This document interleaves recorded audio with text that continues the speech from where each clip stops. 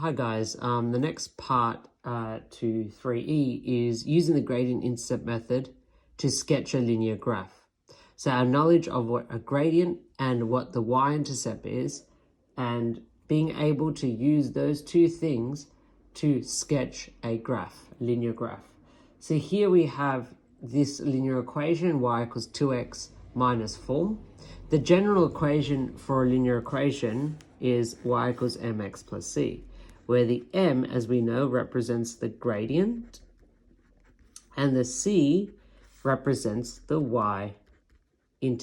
So where the line, the linear equation, hits the y-axis, that's known as the y-intercept. And as we can see it from this line, this is a positive gradient as it's going this way. So what we're going to be doing now is we're going to sketch the graph. So in this situation, you have y equals 2x minus 4. What we know about this gradient, which is m, is equal to 2. We know gradient is rise over run. That essentially means 2. And what would the run be? 1. Because this, as a fraction, is actually written like this. So it's 2 over 1. Okay? So you know that the gradient is equal to 2, so m is equal to 2. What about the y-intercept? This c represents the y-intercept. In this linear equation, you have minus 4.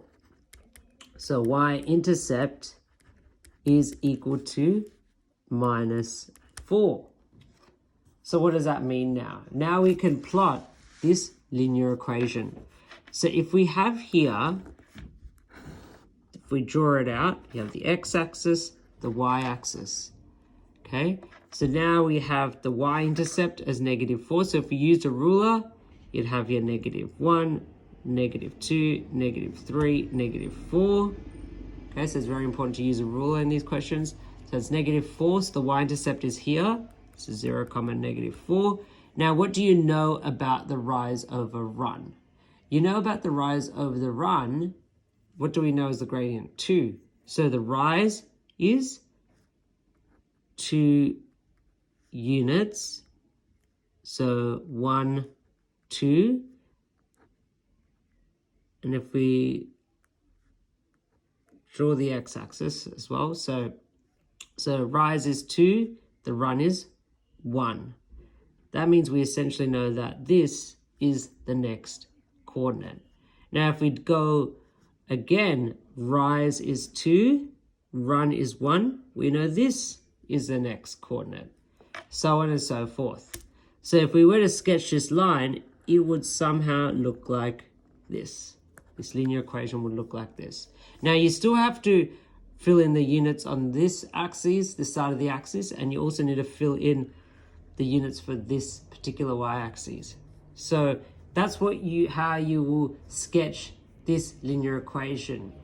You have y equals 2x minus 4, identifying what the gradient is, which is rise over run. We know that the m here in this general equation, m represents the gradient. In this situation, we have as 2, the y-intercept as minus 4.